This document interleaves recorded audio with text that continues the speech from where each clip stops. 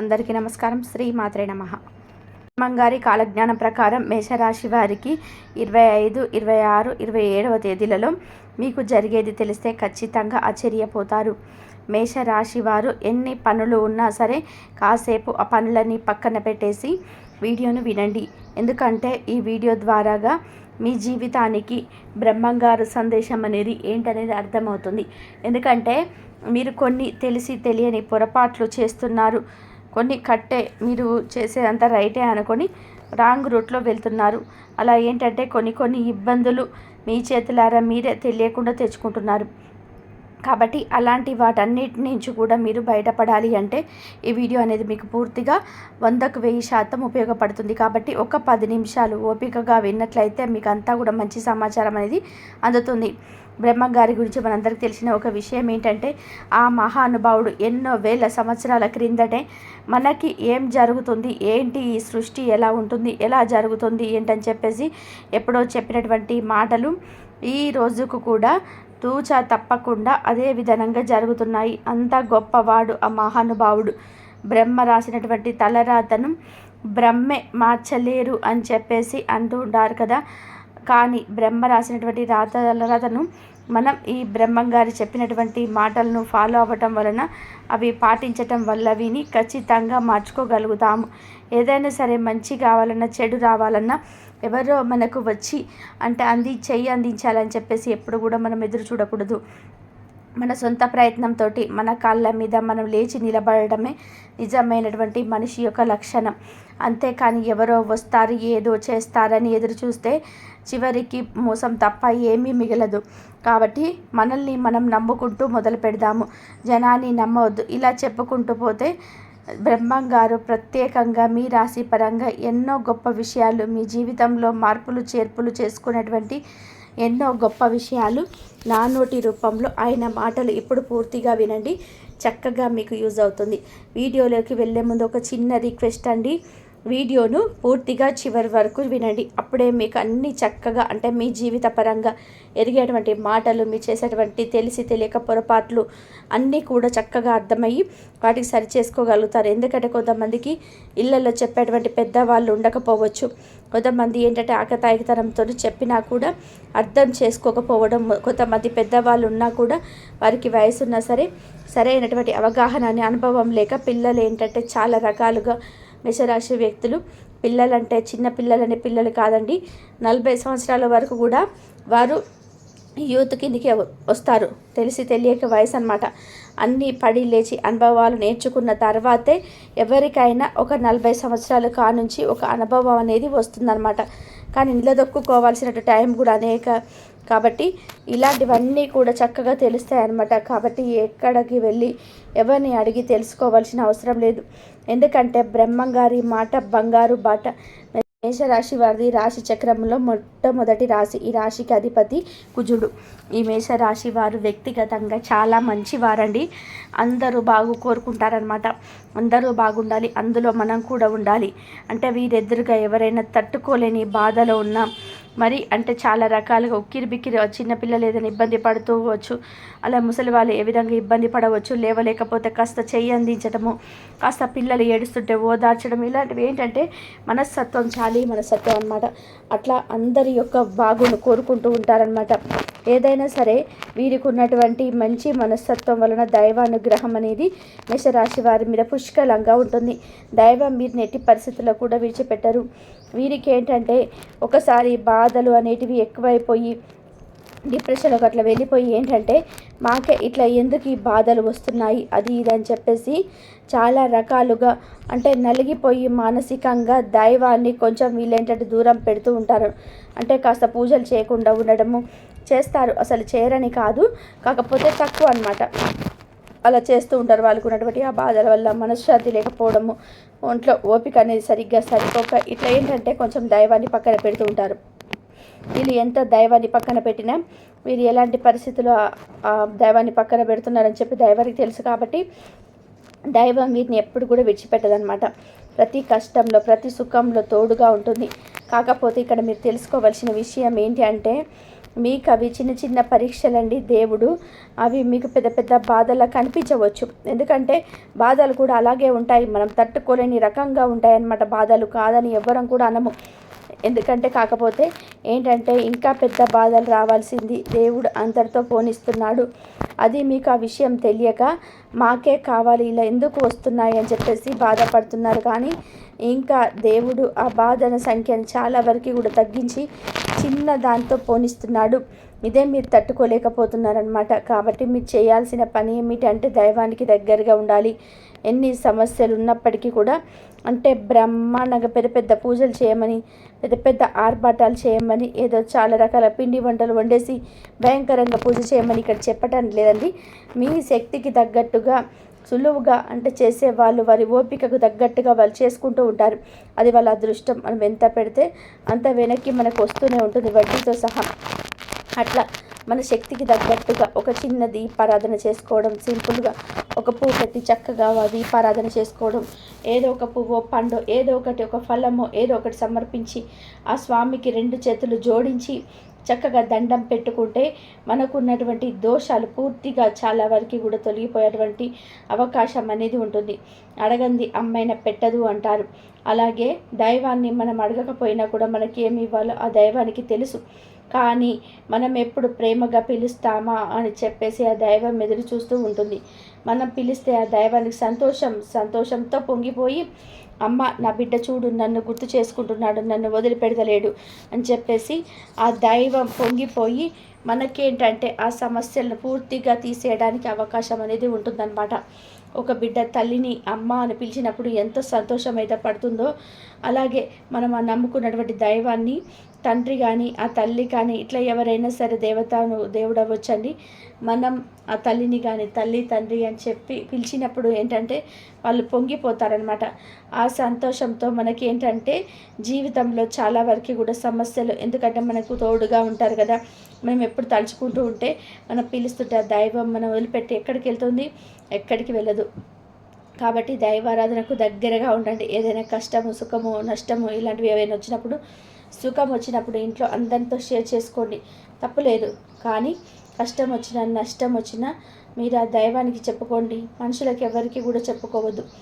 ఎంత గొప్పవారన కానివ్వండి, మనిషి అనేవాడు ఎవరి బాధలు ఎవ్వరు కూడా తీర్చలేరు. ఎందుకు అంటే పైకి ఎంత అంటే తీయగా మాట్లాడవచ్చు, అంటే ప్రేమగా నటించవచ్చు, ఇట్లా 100 రకాలు చెప్పవచ్చు, అయ్యో పాపం అనొచ్చు, ఏదన్నా అనవచ్చు. కానీ ఎవరు జేబులో రూపాయి తీసి ఎవరు ఫ్రీగా ఇవ్వరు. అలాగే ఎవరి కష్టాన్ని ఎవరి కూడా తీసేయలేరు. చెబితే చక్కగా టైం పాస్ చేసుకుంటారు. మన మీద పగ ఉన్నోళ్ళైతే వీడికి ఇంతే అవ్వాలనుకుంటారు. మన మీద పగ లేనోళ్ళైతే అయ్యో పాపం ఏం చేస్తారు, బాధలు పడుతున్నారు అంటారే. కానీ వాళ్ళకి తీసేయగలిగినటువంటి శక్తి ఉన్నా కూడా ఎవరి పనులు ఎవరు మానుకొని ఎవరి కష్టాలు ఎవరు తీసేయలేరు. ఎవరిని ఎవరు ఉద్ధరించరు. ఒక మాటలో చెప్పాలి అంటే మనల్ని మనమే ఉద్ధరించుకోవాలి. అట్లా దైవాన్ని నమ్ముకోవడము, మన పని మన కష్టం మనం చేసుకుంటూ వెళ్ళిపోవడం. ఇలా చేస్తే మన జీవితానికి తిరుగు అనేది ఉండదు. అంతేకాదు ఎవరో వస్తారు ఏదో చేస్తారు, ఎవరో సింపతి కోసమో ఎవరి ఇది కోసమో కూడా ఎప్పుడు కూడా ప్రయత్నించకూడదు. మనుషుల్లో రోజులో లేనిది ఏమిటి అంటే జాలి. మనం ఎంత ప్రయత్నించినా కానీ టైం వేస్ట్. మనుషుల దగ్గర ఎంత మనం అడిగినా కూడా అది టైం వేస్టే అవుతుంది. అక్కడ సింపదు అనేది లభించదు. ఒకరికి 100కి 1 ఒక 2 వచ్చండి, మంచి వాళ్ళని లేదని చెప్పి అనడం లేదు. కాకపోతే ఎక్కువ ఏంటంటే సమాజం అంతా స్వార్థంగా తయారైంది. మనం బాగుంటే చాలు, చేయగలిగినంత ఎవరైనా కష్టాలు ఇబ్బందులు ఉన్నా కూడా చేయగలిగే సహాయం చేయగలిగినా కూడా అది ఉన్న మనకు దేనికో ఉపయోగదాన్ని పడదని చెప్పేసి దానికి ఇలా అనుకుంటూ ఉంటారనమాట. కానీ మేషరాశి వ్యక్తులు మాత్రం చాలా చాలా మంచివారండి. సమాజానికి జనానికి భిన్నంగా మీరేంటంటే ఏదైనా సరే మీరు అనుకుంటూ ఉంటారు, దేవుడా మాకు ఇంకా ఇస్తే మేము చేయగలుగుతాం కదా, సమాజానికి మేము హెల్ప్ చేయగలుగుతాం కదా, మేము ఎవరికైనా ఏదైనా పెట్టగలుగుతాం కదా, మాకెందుకు ఇవ్వకుండా చేసావు, ఇవ్వనేళ్ళకేమో ఇస్తున్నావు, ఇచ్చే వాళ్ళకేమో ఇవ్వటం లేదు, ఇలాగైతే ఎలాగ చెప్పేసి మీరు బాధపడిన సందర్భాలు ఉంటాయి. కానీ ఖచ్చితంగా మీరు ఆ స్టేజ్కి వెళ్తారండి. నలుగురికి సహాయం చేసేటువంటి స్టేజ్కి తప్పకుండా వెళ్తారనమాట. మీ యొక్క మంచితనం, మీ యొక్క కలుసుబాటుతనమే మిమ్మల్ని ఆ స్టేజ్కి తీసుకెళ్తుందనమాట. ఎందుకంటే ఎవరికైనా మనం ఉన్న దాంట్లో మితిమించిన దానం చేయమని ఎప్పుడు చెప్పనండి. మనకున్న దాంట్లో 100 రూపాయలు వచ్చినాయి అనుకోండి, ఒక 10 రూపాయలు ఎవరికైనా దానం చేయగలిగిన వారు చేయొచ్చు. అలాంటి వారు మీరు పెట్టగలిగిన వారు ఎదుటి మనిషికి దేవుడు మీకు పెట్టడానికి సిద్ధంగా ఉంటాడు. ఒక 10 రూపాయలు మీరు పెట్టండి, సంతోషంగా ప్రతిఫలం ఆశించకుండా పెట్టండి. అలాంటప్పుడు ఆ దేవుడు మీకు 10ని 20 రూపాయలుగా, 50, 100 రూపాయలుగా, ఇంకా 100 రూపాయలు ఎక్స్ట్రా వచ్చేటట్టుగా చేస్తాడనమాట.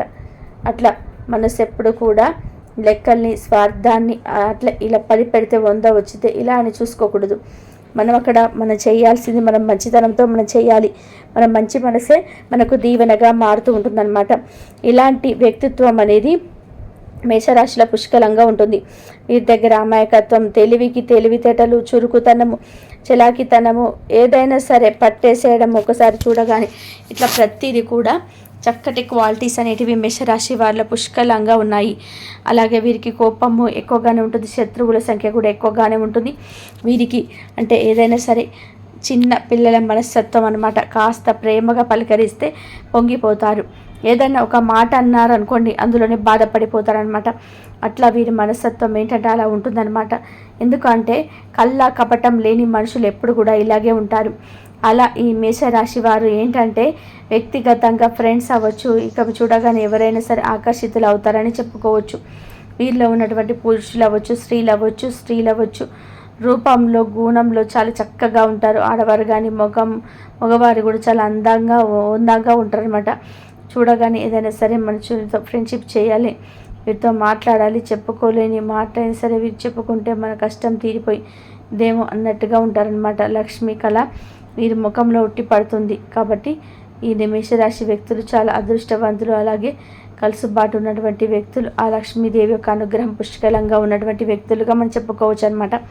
వీరికి ఏంటంటే ఈ మధ్య శని ప్రభావం అనేది చాలా ఎక్కువ కూడా తగ్గి గురుబలం పెరిగింది. గురుబలం పెరగడం వల్ల వీరికి పెండింగ్లో ఉన్నటువంటి పనులన్నీ కూడా పూర్తి అవ్వడం, అలాగే మంచిగా ఏదైనా చేసుకోవడానికి పనులు అవకాశాలు రాకపోవడం, ఇలాంటివి ఏమైనా జరుగుతూ ఉన్నాయి. ప్రైవేట్ ఉద్యోగాలు అవ్వచ్చు, గవర్నమెంట్ ఉద్యోగాలు అవ్వచ్చు, చిన్న బిజినెస్లు ఏవైనా ఉన్నా కూడా వీరికి లాభం ఏంటంటే రెట్టింపు రావడం అనేది జరుగుతుంది. వీరు చేయాల్సిన పని ఏమిటంటే వీరు పడేటువంటి కష్టానికి తోడుగా ఇంకొంచెం కనుక మీరు కష్టపడినట్లయితే ఇక మీకు తిరుగుండదండి. ఇంకా మీకు టాప్ పొజిషన్లో కూర్చుంటారు. ఇంకొంచెం పడండి కష్టం. ఏంటంటే ఫ్రెండ్స్ అనే వాళ్ళతో కూడా చేసినా కూడా అంతవరకు ఉంటే టైం పెట్టుకొని మాట్లాడేసుకొని ఫోన్లు అవి చూడడం కూడా కొంచెం తగ్గించుకొని మీరు ఒక జీవితంలోకి టార్గెట్ని పెట్టుకోండి. మేము ఇల్లు కట్టుకోవాలి, లేకపోతే మేము మంచిగా ఒక సెట్లోగా బిజినెస్ పెట్టుకున్నప్పుడు పెట్టుబడి పెట్టేటప్పుడు కూడా కాస్త ఆలోచించుకోండి.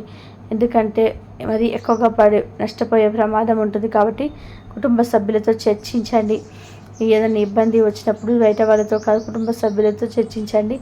అది మీకు బాగుంటుందన్నమాట.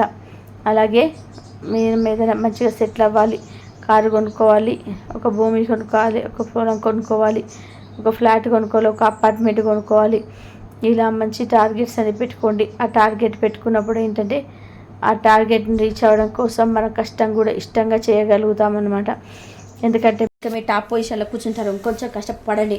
ఏంటంటే ఫ్రెండ్స్ అని వీళ్ళతో అంటే చేసినా కూడా అంతవరకే టైం పెట్టుకొని మాట్లాడేసుకొని ఫోన్లు అవి చూడటం కూడా కొంచెం తగ్గించుకోసుకొని మీరు ఒక జీవితంలో మంచి టార్గెట్ పెట్టుకోండి. మేము ఒక ఇల్లు కట్టుకోవాలి, లేకపోతే మేము మంచిగా ఒక సెటిల్ అవ్వాలి, బిజినెస్ పెట్టుకోవాలి. బిజినెస్లో పెట్టుకునేటప్పుడు పెట్టుబడి పెట్టేటప్పుడు కాస్త ఆలోచించి ఎన్నుకోండి. ఎందుకంటే మరి ఎక్కువగా పెడితే నష్టపోయేటువంటి ప్రమాదం అనేది ఉంటుంది. కాబట్టి కుటుంబ సభ్యులుగా చర్చించుకోండి. ఏదైనా ఇబ్బంది వచ్చినప్పుడు బయట వాళ్ళతో కాదు, కుటుంబ సభ్యులతో చర్చించండి. అది మీకు బాగుంటుందన్నమాట.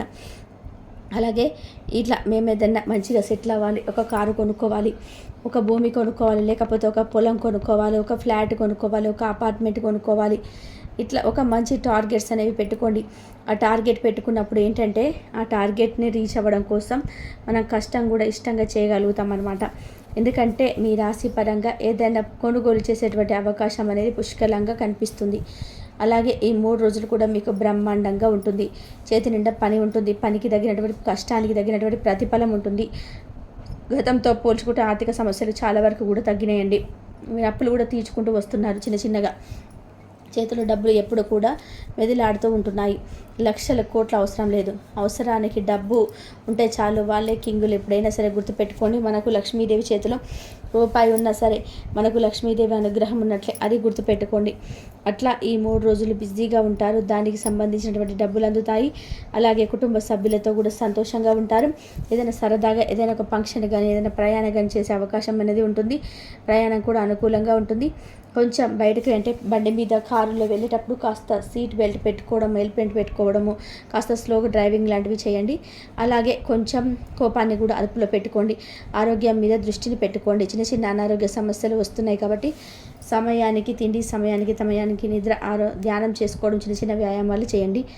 అలాగే మీకు గవర్నమెంట్ ఉద్యోగాల కోసం ఎవరైతే ఎదురు చూస్తున్నారో వారిలో కొంతమందికి తప్పకుండా గవర్నమెంట్ ఉద్యోగాలు వచ్చే అవకాశాలు ఉన్నాయి.